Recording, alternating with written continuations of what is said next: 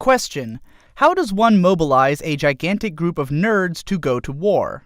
Short answer: Moe. Log Horizon is a show about social psychology, and about exploring the different reasons that human beings form and maintain societal structures to live and work within. The setting is that all of the players of an MMORPG that's been running for 10 years have suddenly become their in-game characters, in an MMO world that has now become real. In a place where death is now seemingly meaningless and resource scarcity is ostensibly a non-issue, what reasons could people possibly have for banding together as a group? What could they possibly have to work towards? The first major issues that arise for the characters in the series are those of boredom and depression. No one really has any good reason to work or to do much of anything because there's nothing to gain from it. This problem is radically upended in phenomenal fashion during the first great scene in this anime, wherein the residents of this world find out that it's possible to make delicious food here after having believed that all food in this world was tasteless up until that point. The ability to purchase food immediately causes an entire economy to form, and gives the people a reason to go on adventures and to make money, which raises the public morale exponentially. After that's been dealt with, the adventurers then have to deal with the fact that even in a world wherein everyone is immortal and doesn't really need anything, some people can find ways to take advantage of one another and to make their lives miserable. So their society makes a huge, complicated shift born from the need to establish and enforce humanitarian laws and to inject some kind of structure for decision-making into their culture. It's after this major shift that the foundation for a unified society is truly formed, and the adventurers of Akihabara become a political entity in the world around them. But the adventurers aren't the only people trying to maintain a society in this world. The former game's NPCs, known as the people of the land, have also taken on a consciousness of their own in this new world, and unlike the adventurers, they face all of the mortal problems that normal human beings of the Middle Ages would have. After all, for the characters in the stories of MMO games, everything that's happening is all too real, even if the systems surrounding their narratives are built out of how human players would interact with them. So in the middle part of Season 1, the newly unified state of Akihabara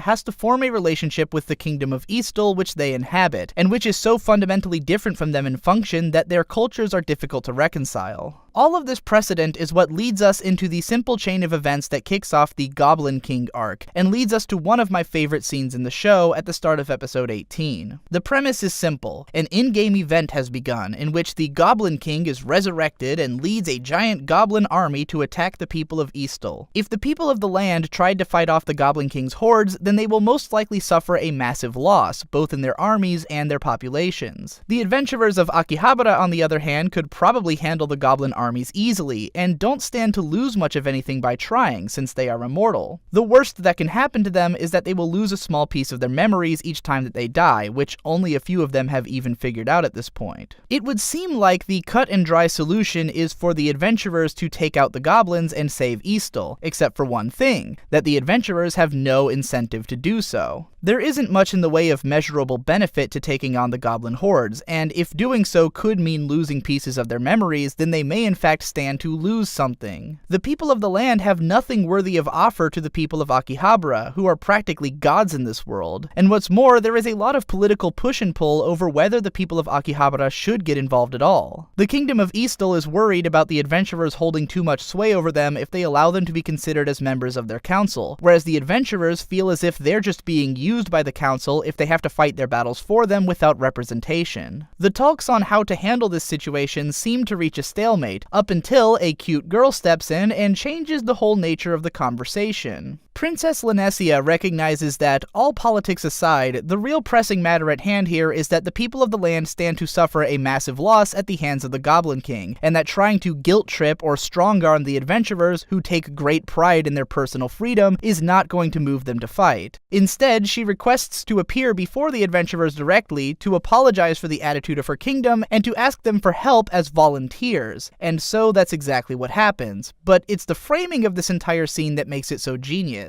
On a broad level, what we have here is an understanding of the human response to narrative. People living in a free society don't tend to respond well to guilt, or to the idea that they are supposed to do something because it's the right thing to do. Among those who prize personal freedom and choice, the best way to mobilize them is to convince them that they want to do what you want them to do of their own accord. Make it seem as though what they will do for you is beneficial to them, even if only on an emotional level, and you can earn their desire to help you. If you've ever contributed anything to any kind of crowdfunding campaign, especially one like Patreon, by the way, Patreon link in the description, where the money isn't necessarily going towards bringing a product into existence per se, then you've participated in this for yourself. Someone like me convinces you that the work I do is beneficial to you emotionally, and that you will be able to continue reaping that benefit if you support my ability to keep doing that work. My entire livelihood is essentially built around convincing people that their money isn't worth as much to them as the emotional or intellectual impact of my content, and that they want me to keep doing what I do. But in the case of this scene, there's more to it than merely the creation of a narrative to inspire the people to action. It's also the fact that Lanesia is a moe girl, and that the adventurers are a bunch of nerds, and this is where the staging of the scene comes into play. The world of Log Horizon is a miniaturized recreation of the real world, but in a post-apocalypse setting that has regressed to a state of Middle Ages sword and sorcery fantasy. As such, most of the major towns are built into the ruins of modern-day society, and the main town in which the series takes place is in the ruins of Akihabara. For those who've never heard of it, Akihabara is basically Mecca for otaku. It's a town loaded with doujin shops, game stores, maid cafes, idol events, and anything else an otaku could dream of. You most likely know it as the setting of Steins Gate, or for being visited in no shortage of other anime series. It's one thing that Log Horizon is set inside of an MMORPG, which is already a very nerdy hobby, especially considering that most of the players are high-level raiders who were playing the game for half a decade or more before they got sucked into it, but the fact that the show is set in Akihabara, and that the society which the players build there so quickly comes to resemble the real deal, serves as a constant reminder of what kind of people this show is about. As MMO players, the idea of a big special event is enticing all on its own, especially since this is the first one they've been treated to since being trapped inside the game. But the series' main character and resident evil genius Shiroe monopolizes on the princess's gambit by staging her plea for help as an Akihabara stage show. The first step is to get the princess dressed up in the world's most adorable armor set, styled of course not for practicality, but for showing off just the right amount of leg and hugging the contours of her body in just the right places to strike that perfect balance between innocence and eroticism. I don't think it's a coincidence how parts of this armor set and Lanesia's hairstyle bear resemblance to one of the most beloved waifus in anime history, Saber. The dolled up version of Lanesia looks like a figure that would come with a special edition video game release, and later in the series we will even see actual figures of her being sold on the streets of Akihabara, which is a hilarious and beautiful detail. As viewers, we are aware that Lanesia is, by and large, a lazy layabout who doesn't like to get involved in her kingdom's politics, but who, thanks to the resolve granted to her by talking to the adventurer Krusty, is deciding to put effort into something for once for the sake of her kingdom. For us, this is a sort of gap moe. The fact that she's trying so hard in spite of her personality is what makes her adorable. For the adventurers though, it's more straightforward. An incredibly adorable real-life princess is up on stage in Akihabara begging them for assistance in complete earnest. This is about as moe as it gets, and the crowd is convinced to go to war instantaneously.